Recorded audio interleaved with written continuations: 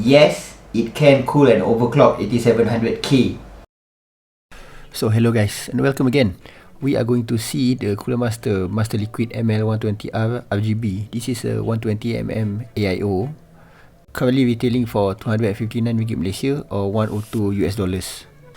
Now on to the unboxing itself. It comes in a relatively large box. So the cooler itself supports all Intel platform along with AMD platform from AM4 to FM1. So the support is actually quite extensive. Also included is some thermal paste, and these are all the brackets that is included with the cooler.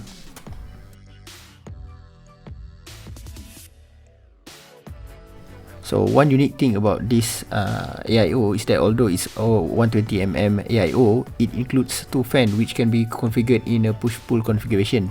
So the fans also has addressable RGB and can be controlled via the motherboard or the remote, which I will show later. The fan is also optimized for static pressure and has a speed range of between 650 to 2000 RPM with a 66 CFM of airflow and 2.3 mm H2O of static pressure. Another unique thing is that it also comes with a robust RGB controller hub, which is actually very useful, and I will go into details later about this one. The radiator has a very typical radiator fin density and thickness, which is I think the same as other 120mm AIO. So the pump itself is a bit more unique as it comes with a dual chamber design. This helps in the separation of the hot and cold water inside the AIO, while the cold plate has a micro channel. Both of these features help to dissipate heat. Other accessories includes the RGB splitter and the fan splitter. Both of these helps if you're planning to control the RGB via motherboard, and also if your motherboard doesn't have enough fan headers. Other than that, there's the usual warranty and manual. Now on to the looks, and this is where I think the ML120R AIO from Cooler Master really shines. The addressable RGB is very nice both on the fans and the pump, and it's even better in the dark, where the RGB really pops and the color is very vibrant and the transition between colors is very smooth. And if anything, the RGB is even more beautiful on the fans as the color is very vibrant. Also, the only thing I don't like is that you can actually, if you look very closely, you can see the individual LED RGB on the fan hub itself, but inside the case you won't really see it. Now another reason why this AIO is very good is because of the included controller, which is feature rich and provides pretty good value, I think. Now the controller has a few functions. It has an LED mode adjustment, ARGB and RGB toggle, LED color adjustment, and LED speed adjustment switch. You can also connect the hub to the 4-pin RGB header or the 3-pin RGB header or the USB of the motherboard to update firmware later on. On the right side of the controller, there is 4 slots to connect 3-pin ARGB fan, and I think it can also support any RGB strip as long as it is ARGB. While on the left side, there's a signal tracing header, case reset header, motherboard reset header, and thermal detection header. I mean, that's why I said previously, the hub itself is not a simple hub, it's actually quite robust as far as function wise. And this is another feature that I absolutely love about this RGB controller, is that it can be attached magnetically. I don't know why other hub give you, that stick on velcro material, which is I think really flimsy.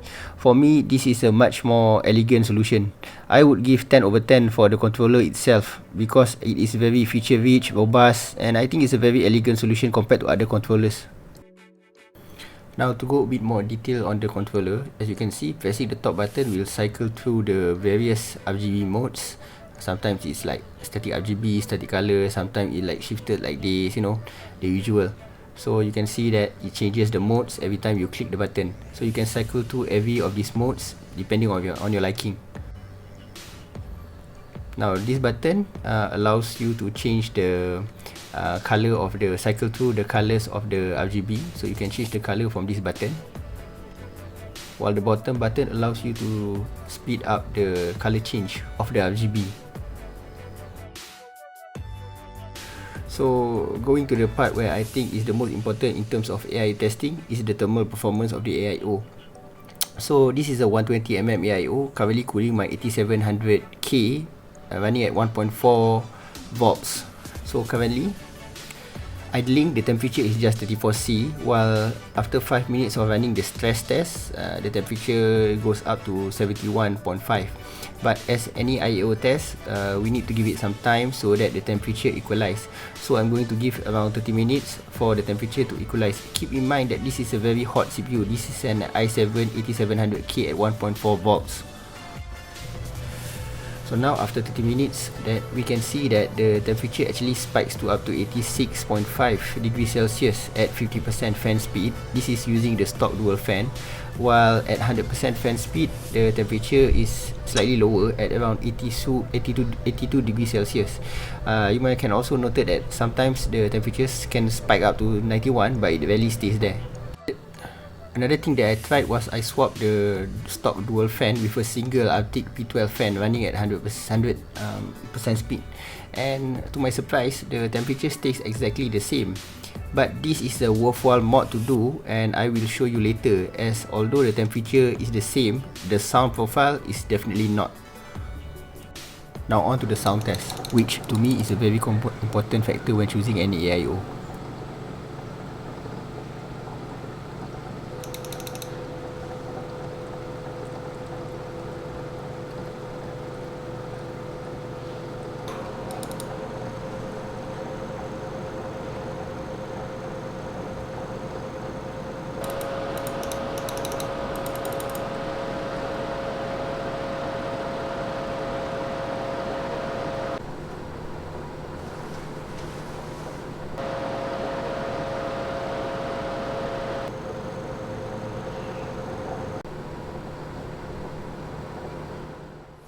Like I said before, although the thermal performance between the stock and the Arctic P12 is very similar at 82 degrees Celsius, but the acoustic is definitely not. The Arctic P12 noise at 100% is, I think, just as loud as the Cooler Master at around 50%, I think, or maybe even lower. So as usual, conclusion time. What do I think about the Cooler Master ML120 AIO? So let's go one by one on to the first topic, which is the performance. So I guess at face value you would think that 82 degrees Celsius at 100% fan speed, that's not a very good performance. But actually you must consider the chip that is cooling. It's actually an 8700K i7, which is overclocked to 5 GHz to 1.4 volts. I mean, this is one of the most worst case scenario in terms of chips. And even if you're using a large air cooler like, let's say, Site Fuma 2, or maybe you're using something like a Noctua and HD15, I doubt you can get less than 80 degrees Celsius with the same similar specification. And remember that this CPU is actually not overclocked. So I do feel that performance wise, it is very acceptable. And you must remember, I don't run my chip daily at 1.4 volts at 5 GHz because I think it's a waste of energy with very little performance gain. Generally, I run it at 1.3 volts at 4.8 GHz, and that keeps it, the temperature for that specification is around 70 to 75.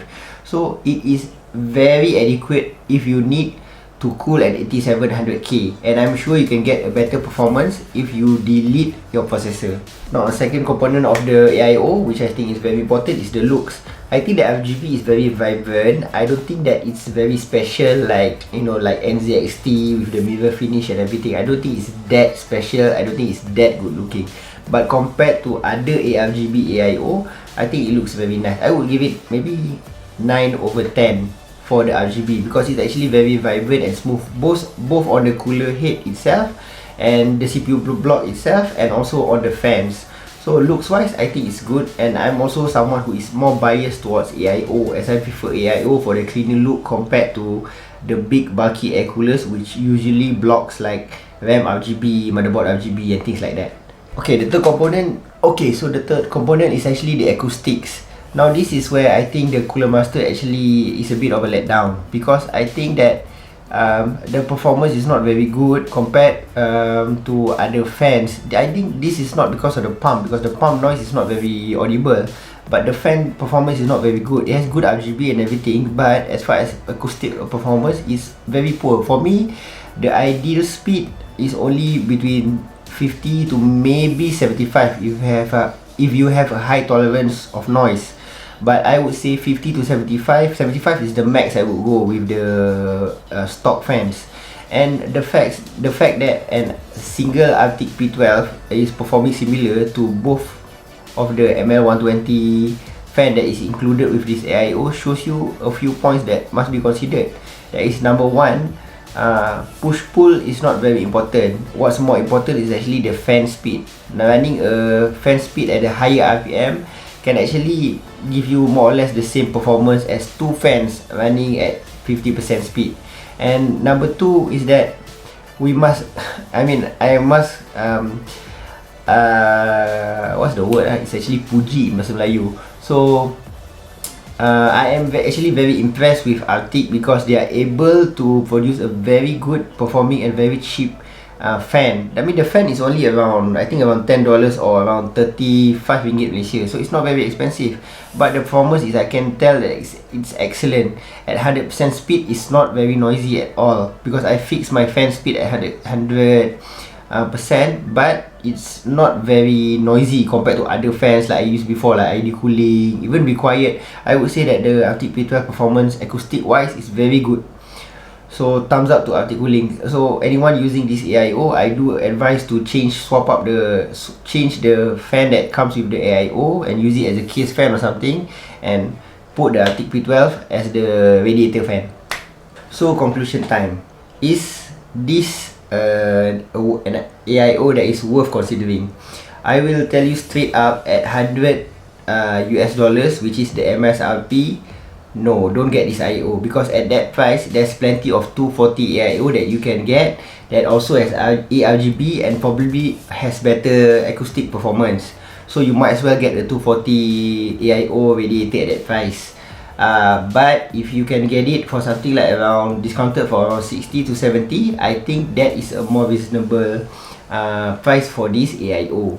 But in Malaysia, it's a bit unique because you can actually find this AIO for around 263 ringgit Malaysia shipped, and at that price, which is around $60, it's actually a very good value. I mean, consider that you get the AIO, you get two ARGB fan, and you get the very good ARGB controller. All of those things that you get for 263, and this is especially important if you're planning on using an ITX case and you cannot fit a 240mm radiator. Maybe you need a 120mm radiator. Maybe you're using something like a Corsair 1, or maybe the NZXT Tower ITX case, or maybe you're using something like the Neptune X1. So things like that only fit a 120 AIO. So you can consider the Cooler Master as a good value. And you must compare. If you get something like, let's say you get a side Fuma, so that's gonna cost you around 230 ringgit Malaysia. So this one is 260. So actually there's not a lot of difference in price. It's around 30 ringgit in price, which is around,